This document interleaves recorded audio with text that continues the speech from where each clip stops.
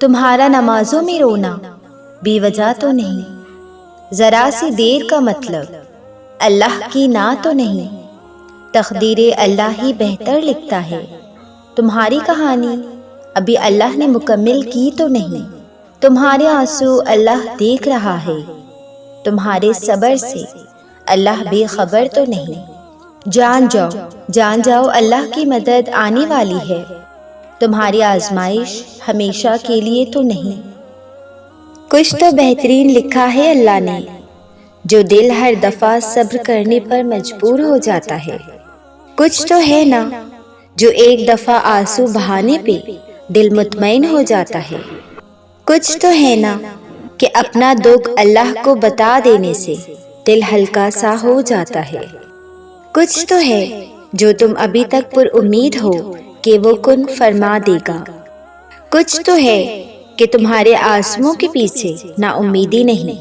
کچھ تو ہے کہ تم دعا مانگنا نہیں چھوڑتے ہو۔ سو یقین رکھو کہ اگر زندگی اندھیروں میں رکھنی ہوتی تو اللہ نے روشنیوں کے خواب نہیں دکھانے تھے، اس کی ذات پہ یقین ہی کامیابی ہے۔ پتہ ہے دعا میں اتنی طاقت ہے کہ مقدر بدل کے رکھ دے۔ دعا مانگتے رہو اس کے لیے جو تمہاری پہنچ سے دور ہے، دعا مانگتے رہو اس کے لیے جو تمہارے مقدر نے تم سے چھین لیا ہے، دعا مانگتے رہو اس کے لیے جس کے ملنے کی امید تم کھو چکے ہو، دعا مانگتے رہو اس کے لیے جس کا تم خواب میں بھی تصور نہیں کر سکتے، دعا مانگتے رہو اس کے لیے جس کے مخالف ساری کائنات آ کر کھڑی ہے، دعا مانگتے رہو اس کے لیے جو تمہیں لگتا ہے کہ کبھی حقیقت نہیں بن سکتی۔ دعا وہ معجزہ ہے جن کو تمہارا نصیب بھی نہیں روک سکتا۔ دعا وہ کن کا سوال ہے جسے اللہ بھی رد نہیں کرتا۔ دعائیں ان چیزوں کے لیے ہیں جو دسترس سے نکل جاتی ہیں، دعائیں ہی تمہاری کھوئی ہوئی چیز واپس لا سکتی ہیں، تمہاری دعائیں ہی تمہارا مقدر ہوتی ہیں، اور دعا کا لکھا تو نصیب بھی نہیں ڈال سکتا۔ وہ بے جان کہانی میں پھر سے جان پھونک سکتی ہیں، ان میں اتنی طاقت ہے کہ تمہاری عقل دنگ رہ جائے۔ مانگتے ہو تو مانگتے جاؤ اور پھر دعا کے معجزے کو اپنی آنکھوں سے دیکھو اور دل سے محسوس کرو۔ وقت اور حالات آپ کو فیصلے سے آگاہ کر دیں گے۔ انسان بے بس ہے، وہ کچھ نہیں کر سکتا جب تک کہ اللہ کا حکم شامل نہ ہو۔ اپنی مرضی چھوڑ کر خود کو اللہ کے فیصلے کے سپرد کریں اور بالآخر آپ سمجھ جائیں گے کہ تقدیر کا فیصلہ آپ کے حق میں تھا۔ رشتے ہمیشہ ایک سے نہیں رہتے، یہ بھی رفتہ رفتہ بقا سے فنا کا سفر کرتے ہیں۔ ان میں کبھی سمندر کی طرح جذبات کا طوفان اٹھتا ہے تو کبھی لا تعلقی، کبھی پھولوں کی طرح مہکتے ہیں تو کبھی پتا پتا ہو کر بکھر جاتے ہیں۔ ہر رشتہ ریت پہ لکھی کہانی ہوتا ہے اور کہانیاں سب کہانیاں ہوتی ہیں۔ یہ ضروری نہیں ہوتی، ضروری ہے تو بس اپنی سیلف ریسپیکٹ۔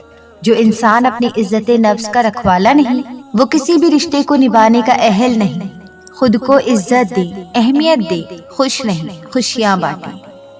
جب آپ کا دل لوگوں کے رویوں سے تھکنے لگے، حالات اور مشکلات سے دل گھبرانے لگے، ماضی اور مستقبل کا ملال اور حزن دل کو ستانے لگے، تو اللہ کو یاد کر لیا کریں، اس سے بات کر لیا کریں، اس سے کہہ لیا کریں، وہ درد کم کر دے گا، وہ دل کو سکون دے دے گا۔ سکون بس اللہ کی راہ میں کوشش کرنے میں ہے، کیونکہ اللہ اپنی راہ میں کی گئی محنت اور کوشش کا ہماری سوچ سے بڑھ کر صلہ دیتا ہے۔ انسانوں کے لیے اتنا مت بھاگیں کہ ادھموئے ہو جائیں، اللہ کے لیے دوڑ لگاتے رہیں، نئے سے نئے راستے تلاش کرتے رہیں اور پھر بس انتظار کریں زندگی میں۔ وہ بس آپ کے قدموں میں نچھاور کر دیا جائے گا جس کے لیے آپ کسی دور میں سعی کرتے رہے، لیکن وہ چیز آپ سے اتنا ہی دور جاتی رہی۔ اللہ کو اپنی راہ میں زیادہ سے زیادہ کوشش کرنے والوں سے بے پناہ محبت ہوتی ہے۔ یہ وہی راہ ہے کہ جس کی منزل بے حد خوبصورت بھی ہے اور ہمیشگی لیے ہوئے بھی، کیونکہ اس کے ذکر سے ہی دلوں کو سکون ملتا ہے۔ ہر کوئی کہتا ہے کہ دل اداس رہتا ہے، بے چینی رہتی ہے۔ جب ہمارے دل انا سے بھرے پڑے ہوں گے تو اللہ کی ذات کیوں کر محسوس ہوگی ہمیں؟ وہ تو ہمارے دلوں میں رہتا ہے نا، لیکن صرف اس دل میں جو ہر دنیاوی لذت سے پاک ہو۔ اس لیے ضروری ہے کہ من کی میل کو ختم کرنے کے لیے سب سے پہلے میں کو ختم کرو، اور میں کو ختم کرنے کے لیے عاجز بننا ضروری ہے، اور عاجز بننے کے لیے یہ ضروری ہے کہ تو اپنی ہستی تک بھول جا کہ تو کیا ہے، بس تو اتنا یاد رکھ کہ تو خاک ہے، خاک پر ہے، اور تجھے خاک میں ہی مل جانا ہے۔ جس سکون کی تلاش میں تم اوروں کے پیچھے بھاگ رہے ہو، وہ سکون تمہاری اپنی ذات میں اللہ نے چھپا رکھا ہے۔ تمہیں تمہارے سوا کوئی مکمل نہیں کر سکتا، تم خود اپنی ذات کی تکمیل ہو، اور جس روز تم خود کو ڈھونڈ لو گے اس روز تمہیں اللہ مل جائے گا۔ زندگی بوجھ لگتی ہے آپ کو، اللہ آپ کی سنتا نہیں ہے، زندگی میں سکون نہیں رہا، ہزار شکوے لاکھوں گلے، دعا قبول نہیں ہوتی، مایوس ہو گئے ہو، چلیں پھر وضو کیجئے اور قرآن پاک کھولیں، ایک بار اللہ کی سن لیں کہ وہ کیا چاہتا ہے۔ اے ایمان والو، میری رحمت سے مایوس مت ہونا، شیطان کے بہکاوے میں مت آنا، بے شک وہ تمہارا کھلا دشمن ہے۔ مشکل حالات سے گھبرا کے شیطان کو نہیں، رحمان کو خوش کیجیے، اللہ صبر کرنے والوں کے ساتھ ہے۔